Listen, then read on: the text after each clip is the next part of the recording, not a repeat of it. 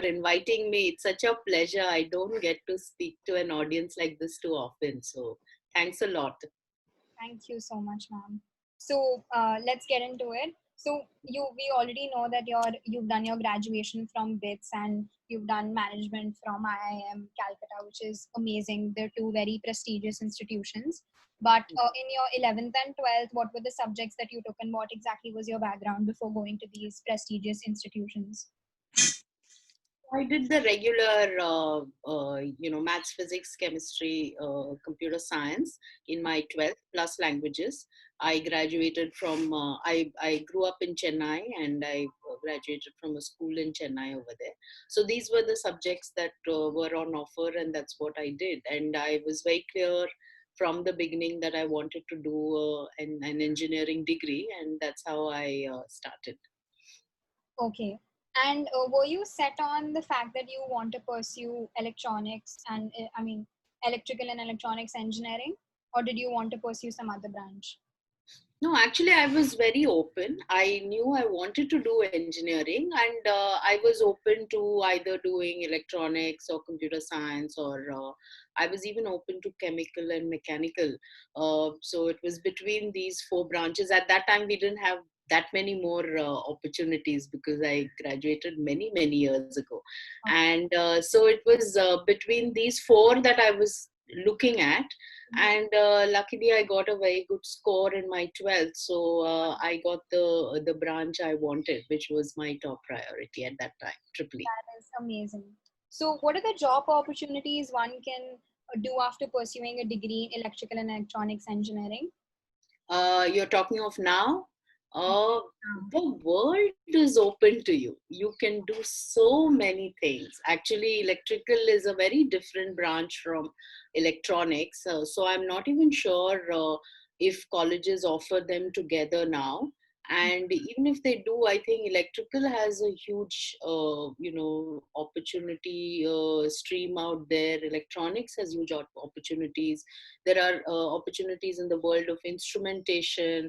There are opportunities, of course, in the world of computers, computer science itself, because you do a lot of computer science based courses even when you do your electronics.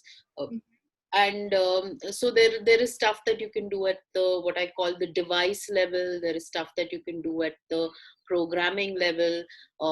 There is stuff that you can do at in on the industrial front. I was just in a conversation with somebody yesterday who was talking about who works for a large automobile group, who talked about the challenges of looking at what are known as PLCs, basically electronics at the manufacturing sort of in on the manufacturing line, and how it's all controlled by electronics. And he was talking about how do you manage security around that. So there are fascinating opportunities, and I would say each of you is, if you choose to pursue that, will know far more than I will ever do about the opportunities that will open up. There's biomedical, so there's stuff around biology.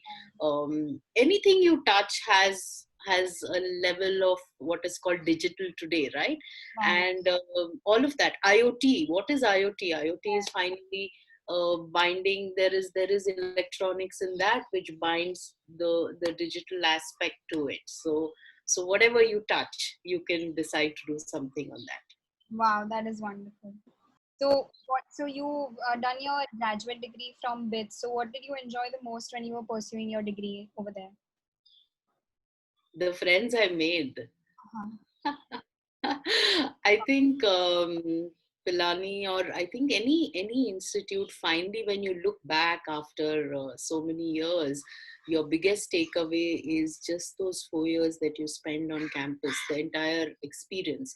Right. So it's not specifically which courses one did and which one courses one did not, because in today's world you can honestly do so many courses even online, right? You can do Right. there are so many free courses available.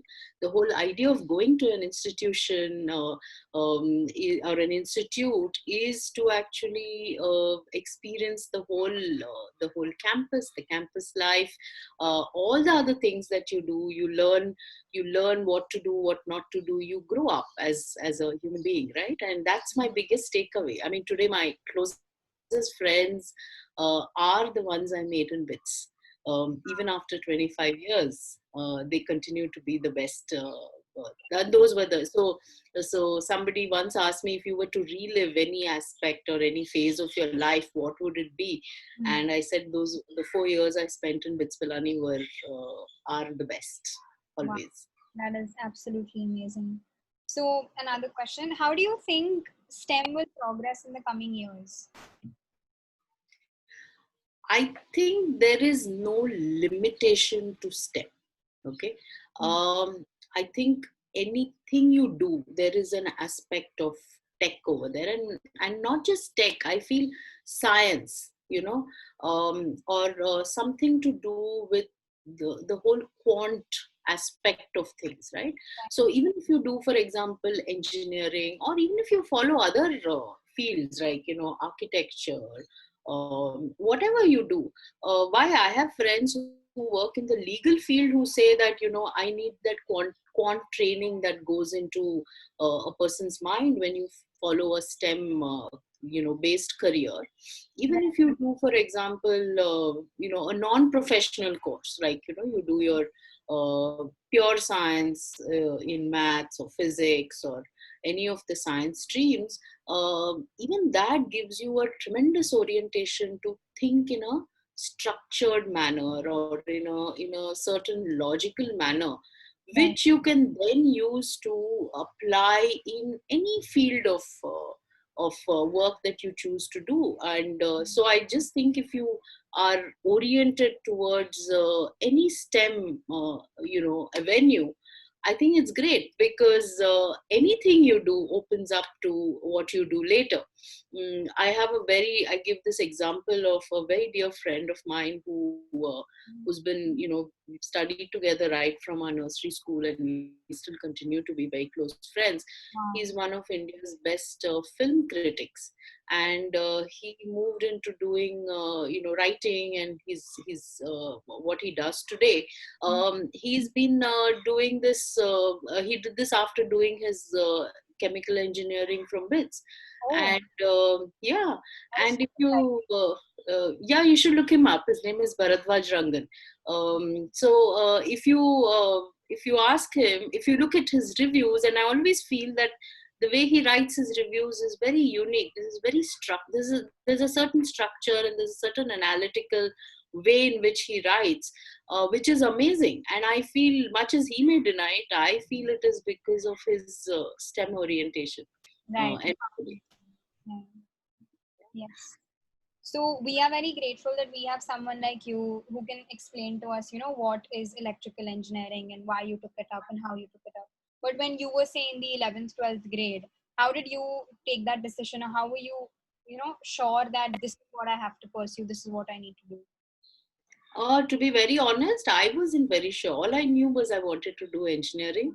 In fact, all I knew was I wanted to go to IIT, and which I didn't. I mean, I didn't clear my JE, which at that time seemed like the end of the world. But in retrospect, I think it's the best thing that happened to me. And I hadn't thought beyond that. I just knew that I wanted a career in engineering. And or rather, I knew I wanted to study engineering. Right. What I wanted to do beyond that, I hadn't thought through. And now, if I look back, and what I would like to tell you all is that it's okay. It's okay to not have that clarity. It's okay to just do something because you have an interest in it, and not think about, okay, what will I do with this? Go with the flow, because the world is full of opportunities. So make them, figure out things as you go along, and it's okay to not have answers. Yeah. Yes, yes, makes sense. So another question is, how did you decide that after doing your graduation you wanted to pursue a master's in management? It is a combination of multiple factors. Uh-huh. One, my father was from the first batch of IIM Calcutta, Wow. and so I've always had a part of me always wanted to sort of go to IIM Cal because of I looked up to him a lot. Right. Right.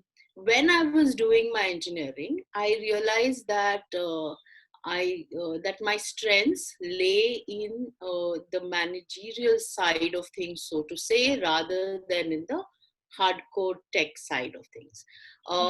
So I think a combination of that led me to sort of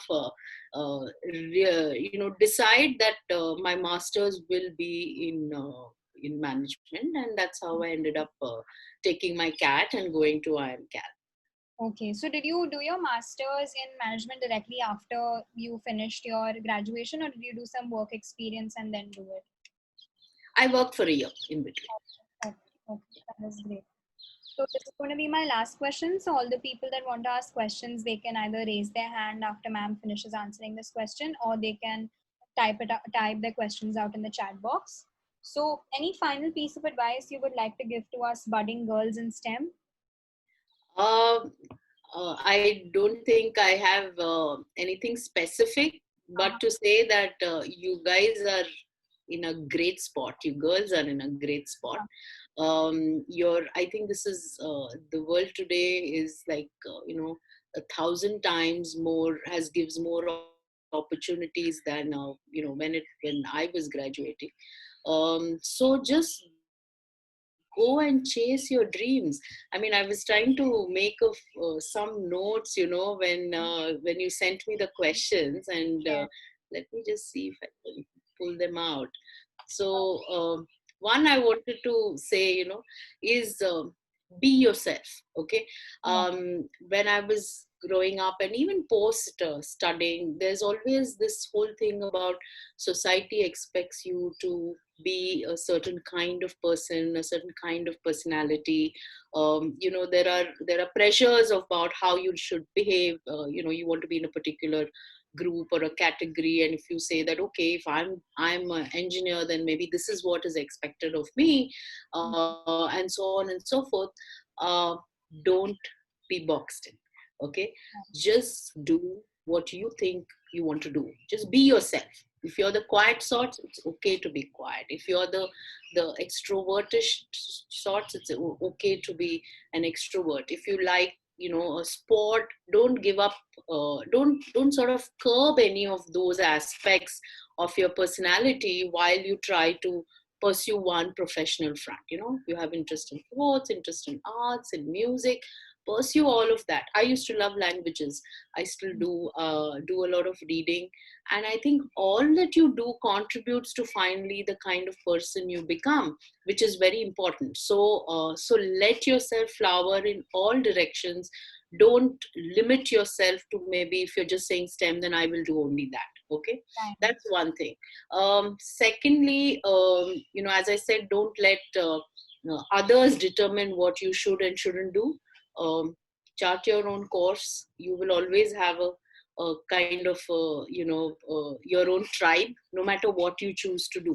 Okay, so don't be scared about doing something which is maybe what all your friends are not doing. Okay, for example.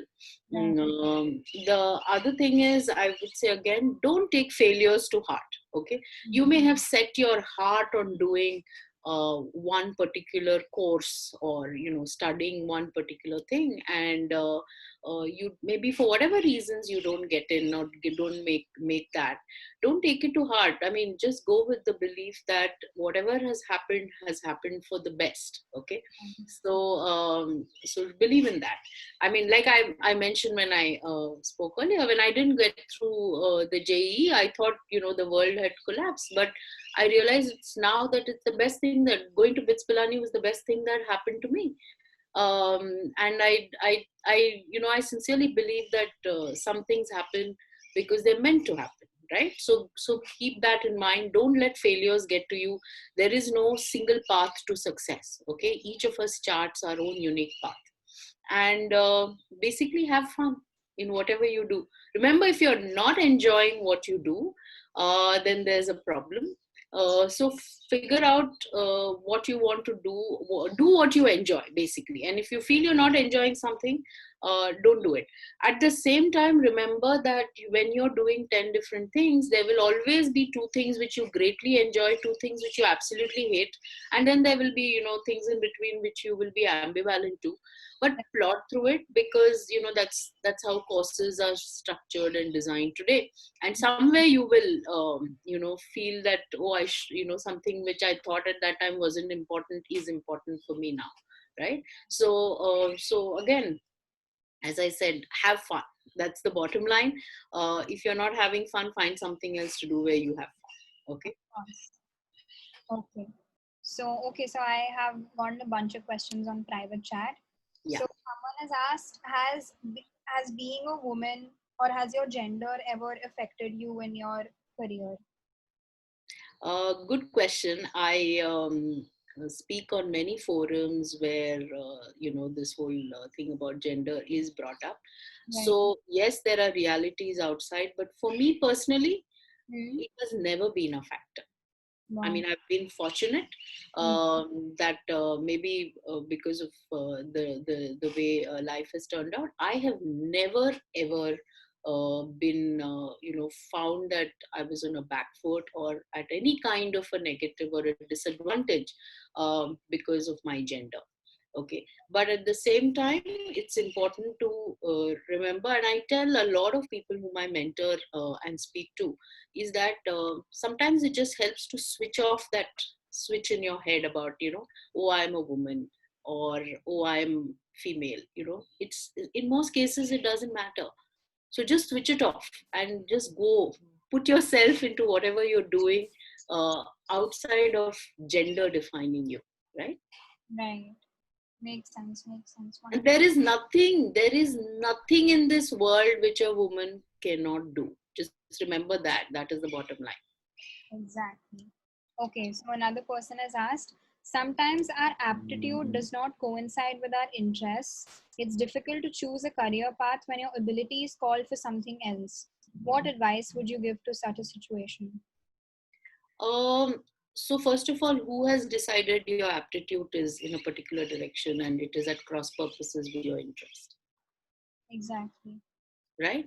If you're interested in something, you will find a way to Pursue it. figure to Yeah. yeah to find the aptitude to do it. See, there are maybe, what all of us do. Very few of us do what I call rocket science or brain surgery, right? Exactly. The rest of the things are something which you will figure out a way.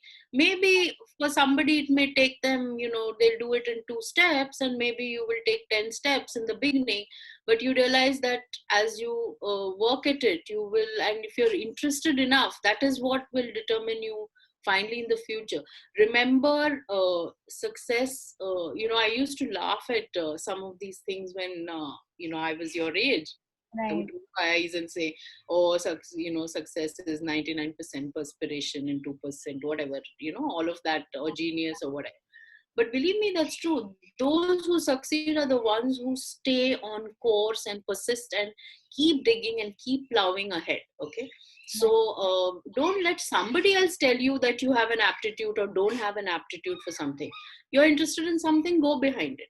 Only thing is that be sure that whatever you do, remember to get into the depth.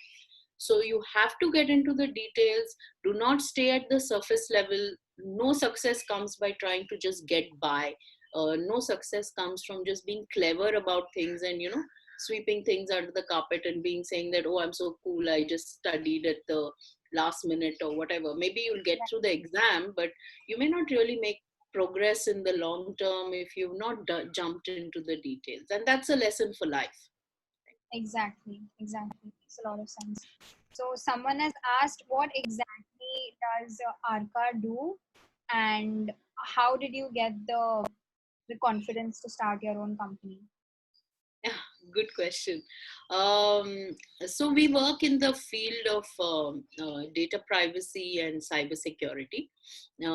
I kind of, when I look back at my career, I kind of bring up what I just told you all about, is to go with the flow.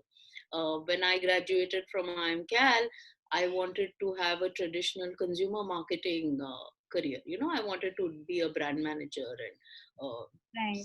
some wonderful consumer products. But I ended up getting into a company that was just starting, in Chennai. I was the fifth employee, and I sort of landed up there because of circumstances, and they were setting up the first internet service provider in India, Sify it was called, and doing many pioneering things. So I just jumped into it, little, thinking that, oh, maybe this is not what I wanted, but I needed to be there for personal reasons. So Right. I jumped in and I stayed with the company for 10 years, and it completely changed what I was looking at. So so yes, I stumbled into security midway through that. I was given a project to work on, which was sort of pioneering at that time. We're setting up what is known as a certifying authority in India. Mhm. So I handled that. That threw me into the legal side of things, and interaction with the ministry at that time.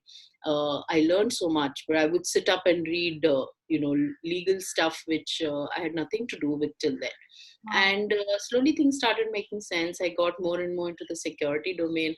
I worked for 10 years with Sify. I worked for a while with Wipro. I ran a global practice.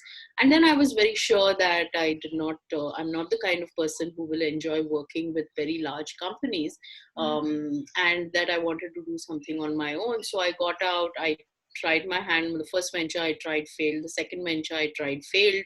I was at a cross purposes where I was wondering, should I go back and take up a lucrative job, because in my field jobs are very easy to find, right? Right. Mm, and but then I met my co-founder and we decided to start something. We Mhm. decided to build something which is very different. So what we're doing at Arrka is actually building a model. We have built a model which is very different from the way the industry currently functions. So we built a platform, we've automated a whole lot of stuff which is today done manually. And so we essentially help organizations implement and manage security. We Okay. also, and privacy. Privacy is a field which is very new in India. And we stumbled onto it and got into it and went with the flow. And even today, I mean, I spend a couple of hours a day at least reading up, because this is a field where there are more questions than answers, and Right. everybody is trying to figure out. So what I knew a year ago is not relevant really completely today, and so we're learning. And so that's fascinating. So as long as you understand, in my case I understood that I'm the kind of person where if you make me do the same repetitive stuff 3 times in a row, I lose interest. But that's why I do what I do. Yes. That was very insightful. Okay. So someone else has asked, what do you think is the future of IoT? IoT, what we are seeing now is just barely scratching the surface. And what you will see in future is, like, I don't know, maybe a million X times where we are today. I mean, we're just starting with embedding of, IoT device. I don't even want to use the terms devices, sensors, whatever. But there is, the Internet of Things is like, as I said, a million times bigger than the Internet of People or devices that we are seeing today. And that, along with that, creates a whole bunch of new opportunities as well as new problems. And therefore, when you have opportunities and you have problems and therefore opportunities, and when that sort of starts coming, it opens up a whole sets of entire industries get created in the process.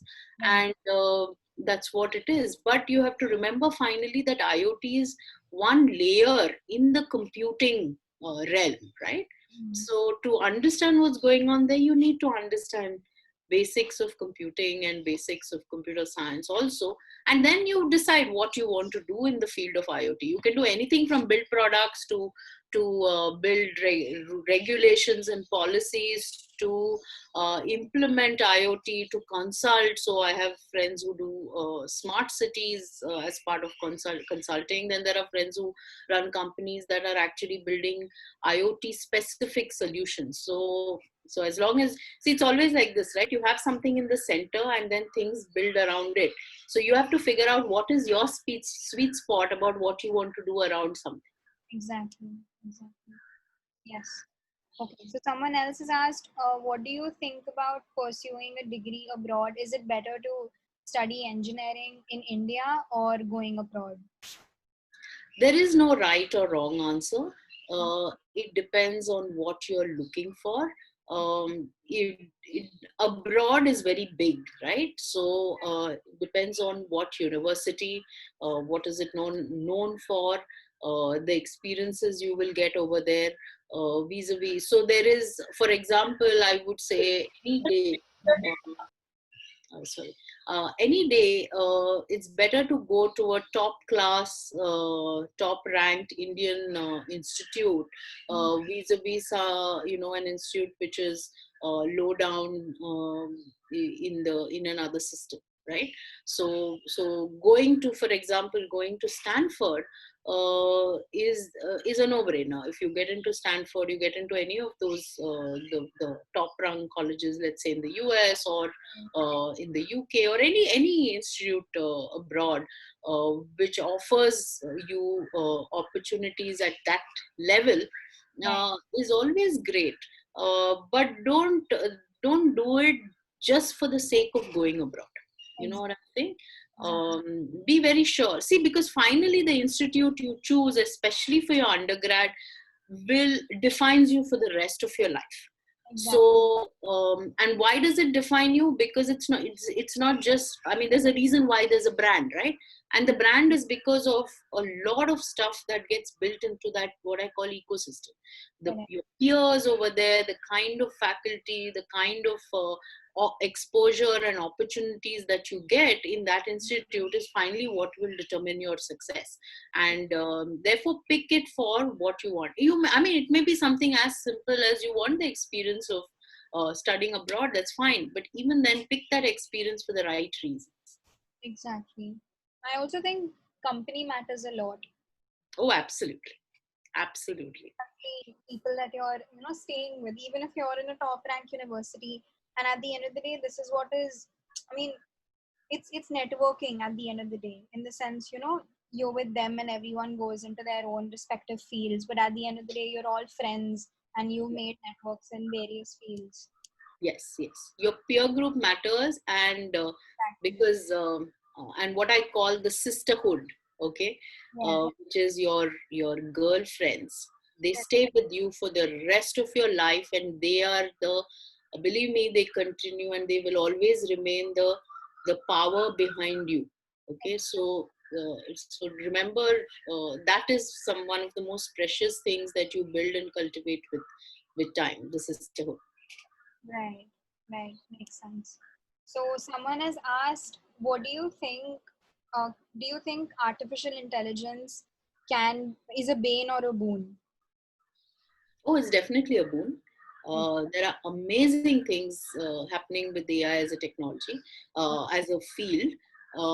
What we are seeing now is not even a patch on what we will see in future, and it's just amazing. I mean, we get thrilled by even small things, right? I mean, you're typing something on WhatsApp and you start seeing prompts for words which you frequently use, right?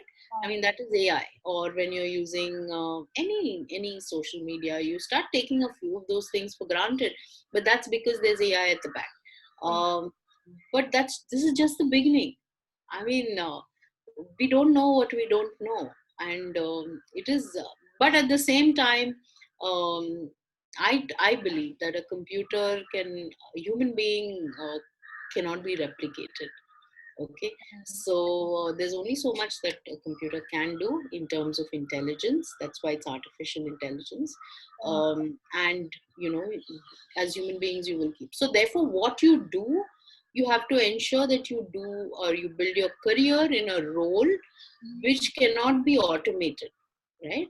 So you will see, you keep hearing today about people losing jobs because, hey, the computer has taken over the job. But Yeah. then there are aspects in the job which are repetitive, which can be automated, right? But the actual intelligence can never be automated. Emotions are not programmable. And the ability to connect the dots, right? I mean, those of you who have seen the famous lecture of Steve Jobs, if you haven't, you must, where he talks about connecting the dots. And connecting the dots is something which only a human being can do. You cannot program a computer to connect the dots, right? And so I think that is something which, as long as you're working in a career which is all about you using and capitalizing on the human intelligence, you will do great. Right, right. That is amazing. Okay.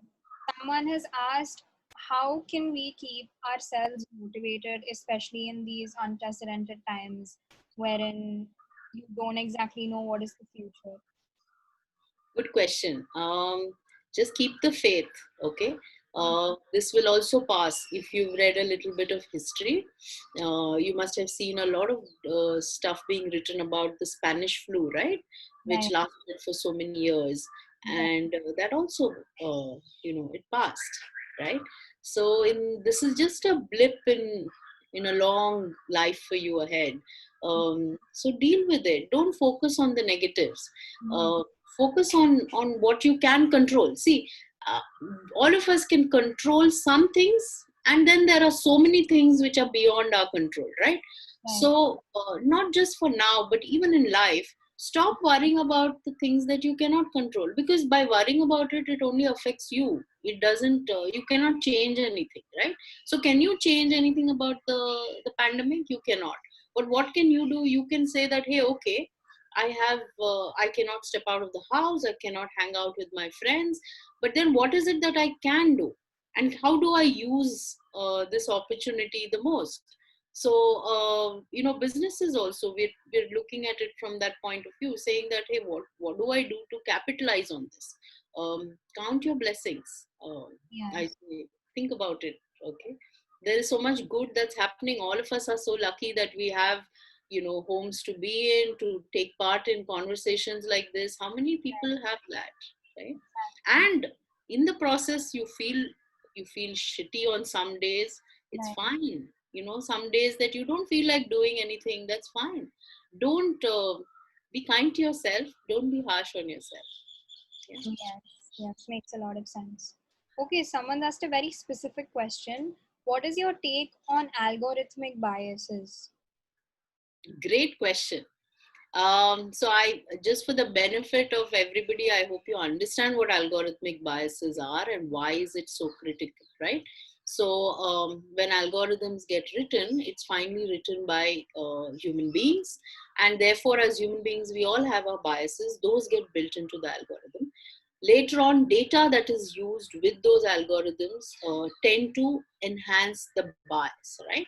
And therefore, yes, all of us are at receiving ends of several algorithmic biases, because these algorithms and then get programmed into applications and software and tools, right? So in fact, it is so seeped into everything. So I don't know who asked that question, but obviously you're brilliant, because you've read up about this. So there are, for example, there is a law in the EU called the GDPR, General Data Protection Regulations, and regulation in the privacy world, Right, where there is a right for an individual to opt out of automated decision making, which means that today, for example, if I apply for a credit card, more often than not, it is not a human being who's sitting with my history and looking through my papers and saying, hey, I think Shivangi I can take a risk and give her a credit card, or say, no, no, no, she's too risky, I cannot give her a credit card, right? There's a computer, there's a software that determines it, where, the person, she feeds in data about me and it gives out a yes or no answer. Why? Because there's an algorithm at the back end that's determining it. And because exactly as you said, because there are biases, Europe has given a right to its residents to say that, hey, if a decision comes in your favor, it does not come in your favor, you can actually go and say and opt out of it and say that don't use automated tools or to take decisions about me and my life, right?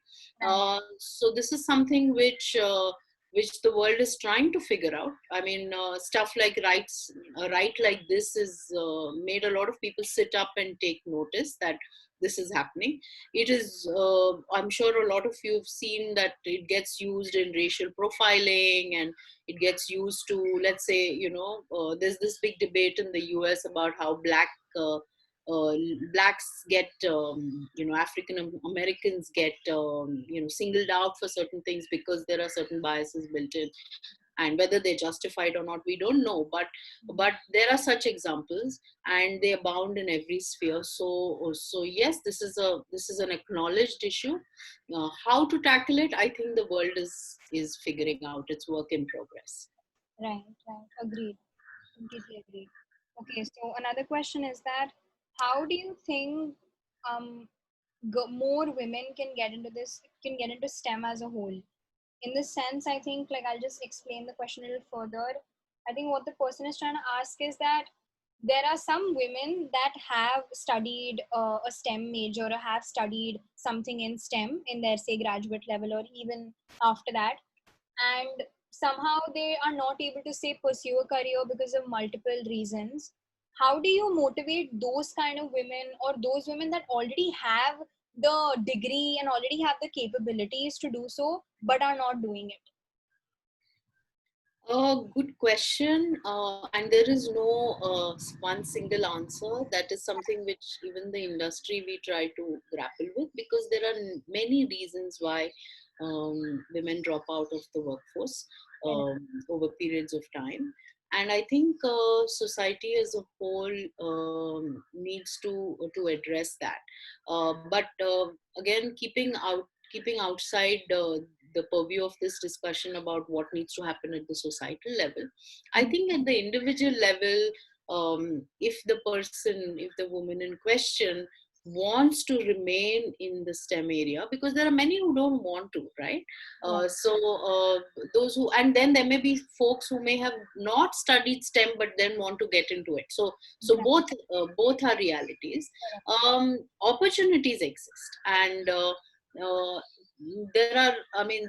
sure, you may not have certain predetermined parameters of success in some, but you can do anything from if you have, let's say, just 2 hours and you want to do something, there are jobs available today.